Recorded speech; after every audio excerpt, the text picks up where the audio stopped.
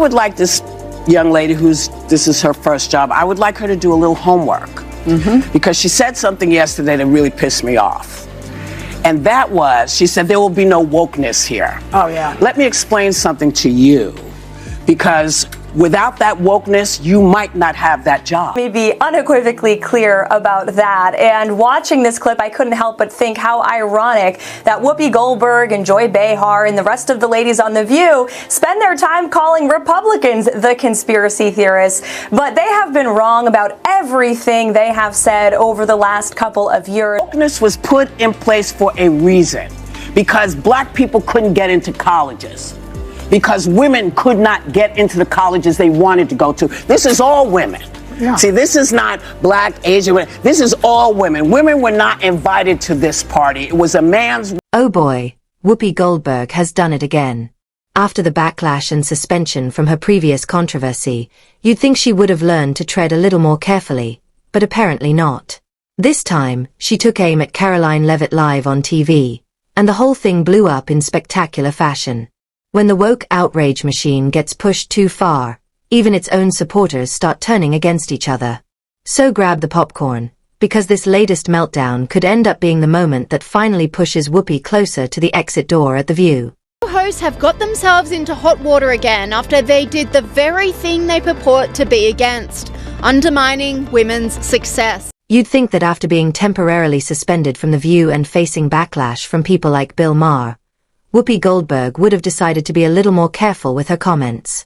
But apparently, that lesson didn't stick. This time, she turned her attention toward Karoline Leavitt, the press secretary for Donald Trump. Instead of directly challenging Leavitt's arguments or political positions, critics say Whoopi attacked the legitimacy of her success altogether. The claim is that she suggested Leavitt's rise had less to do with skill, intelligence, or determination, and more to do with her opposition to woke ideology. The broader criticism here is that, in today's political climate, some people are quick to dismiss accomplishments if someone refuses to align with prevailing progressive narratives or public virtue signaling. This young lady this is her first job, I would like her to do a little homework. Because she said something yesterday that really pissed me off. And that was, she said, there will be no wokeness here. Oh, yeah. Let me explain something to you. Because without that wokeness, you might not have that job. Yeah. Because women were not invited to that table. Women were not invited to many tables in this nation. The reason we fought and busted our behinds to make sure that you didn't have to worry about this. And now to hear you talk about it and to hear anybody talk about the wokeness was put in place for a reason. Because black people couldn't get into colleges. Because women could not get into the colleges they wanted to go to. This is all women. Yeah. See, this is not black, Asian women. This is all women. Women were not invited to this party. It was a man's world, and we busted our asses to make sure that this was a person's world. According to critics, this is the same strategy the modern woke crowd falls back on again and again. When they can't win an argument on the facts, they try to undermine the person making it. The focus shifts away from merit or debate and becomes entirely about ideology. But this time, many believe Whoopi Goldberg may have pushed things too far, as her comments sparked major backlash across social media. A lot of viewers criticized the actress for going after Karoline Leavitt, a 27-year-old press secretary for Donald Trump, without directly addressing her arguments or qualifications. Critics also questioned Whoopi's claim that wokeness was responsible for advancing women's rights in America. They argue that milestones like women's suffrage, workplace rights, and equal pay efforts were achieved through decades of activism and sacrifice by generations of determined women long before modern social media activism existed.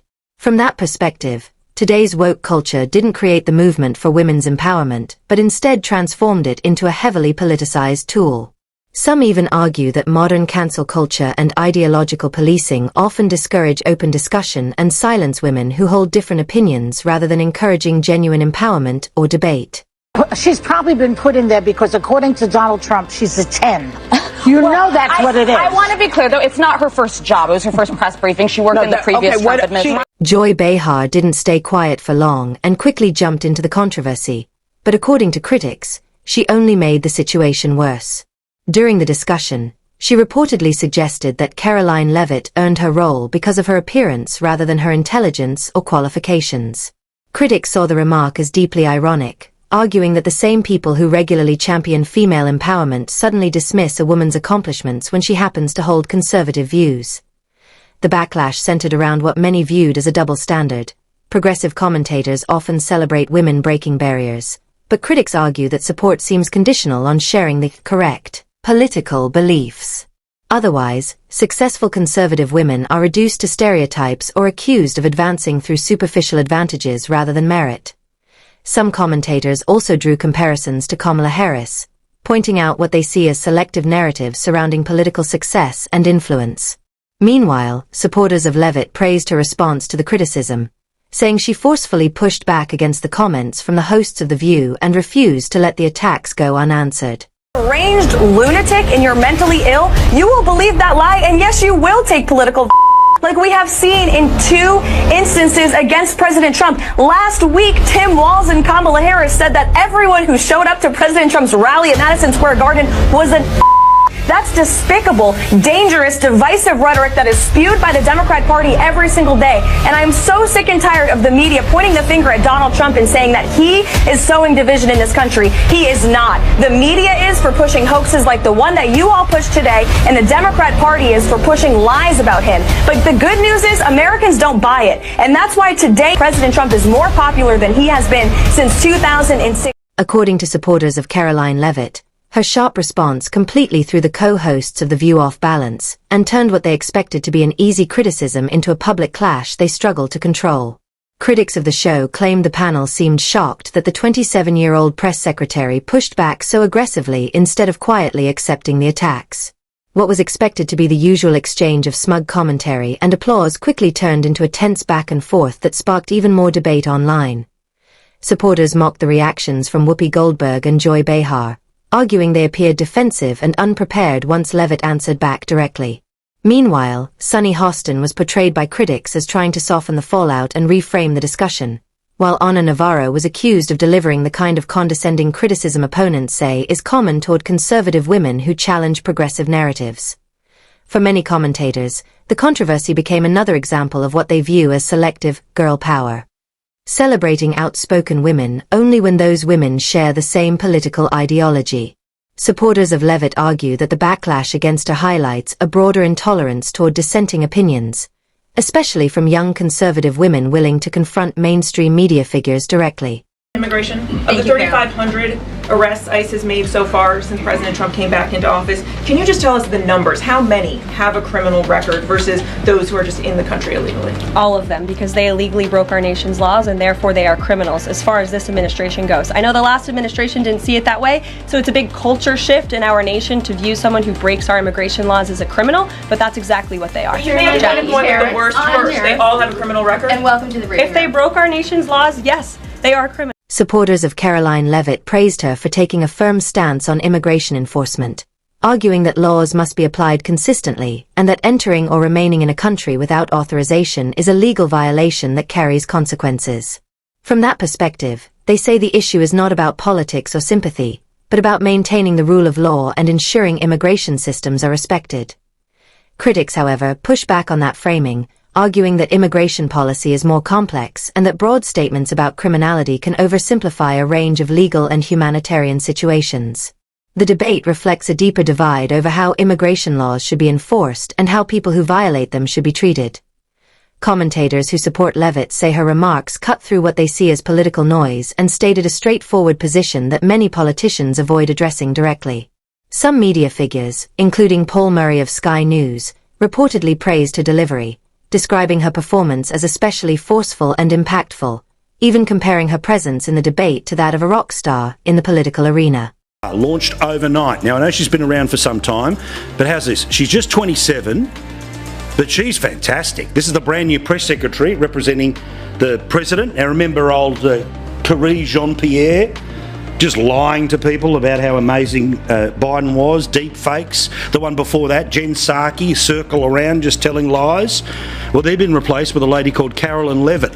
I repeat, you can see she's a lady of faith, she's a lady who knows, how to fire guns recreationally, and she knows how to drop a few bombs verbally on a press pack that, remember, covered up for Biden and have told the worst possible lies about incoming future Hitler Trump. Have a look at her taking control of a room of people who normally wouldn't even roll their eyes at a person like her. Karoline's comments landed strongly and quickly stirred reactions, leaving The View facing significant fallout, with ratings reportedly taking a hit. The response across social and traditional media was intense, with the segment sparking widespread debate and criticism. In the midst of the controversy, there were claims that producers considered changes to the show's lineup, including speculation around Whoopi Goldberg's role. Critics argue the hosting style on the program sometimes adds to the backlash rather than calming it, and they question whether the current approach is helping or hurting viewership. Meanwhile, the wider cast and production team have continued to respond firmly to the criticism, keeping the discussion very much alive in the public eye. You know, ABC having just paid $15 million for a defamation lawsuit would think not to engage in conspiracy theories about assassination attempts, but I guess that's too much to ask from The View. I mean, I gotta ask you, because they said it, are you aware of any plots from Elon Musk to push President Trump down the stairs? Absolutely not. Let me be unequivocally clear about that. And watching this clip, I couldn't help but think how ironic that Whoopi Goldberg and Joy Behar and the rest of the ladies on The View spend their time calling Republicans the conspiracy theorists. But they have been wrong about everything they have said over the last couple of years. Some critics of The View argue that the show often leans heavily into political commentary that fuels controversy rather than reducing it, especially when discussing figures like Donald Trump. They say this approach can come across as exaggerated or one-sided, which tends to spark backlash across social media and other outlets instead of building balanced discussion. In their view, attempts to frame political topics in dramatic terms sometimes end up intensifying divisions rather than clarifying the issues. Others have also pointed to the broader impact such controversies can have on public perception of the show and its network, suggesting that repeated disputes and heated segments may affect credibility and audience trust. Online discussions occasionally include claims about legal or financial consequences tied to on-air statements, but these details are often debated and not always clearly verified. Overall, supporters and critics alike continue to argue over whether this style of political talk improves engagement or simply keeps the program in a constant cycle of controversy. Expose the fake news when they are fake. We will hold them accountable for their lies and smears of President Trump. I can also assure the American people that they are going to be hearing directly from the leader of the free world. And the press likes to hear that too. That's something that has not happened over the past 4 years. We've had an incompetent, senile president, as proven by that scathing Wall Street Journal report. Some commentators have argued that Karoline Leavitt has been aggressively challenging what she describes as misinformation in mainstream media, particularly in coverage related to Donald Trump and his allies. In this framing, she is portrayed as pushing back hard on networks she believes have misrepresented political events, sometimes even suggesting legal pressure or accountability measures, though such claims are often reported in speculative or unverified terms. Within that broader narrative, some online discussions have also focused on Whoopi Goldberg and her role on The View, with critics saying the show has at times become too politically charged and controversial. Supporters of the program, however, argue that it is a discussion-based talk show where strong opinions are part of the format, even if they lead to heated reactions or public backlash.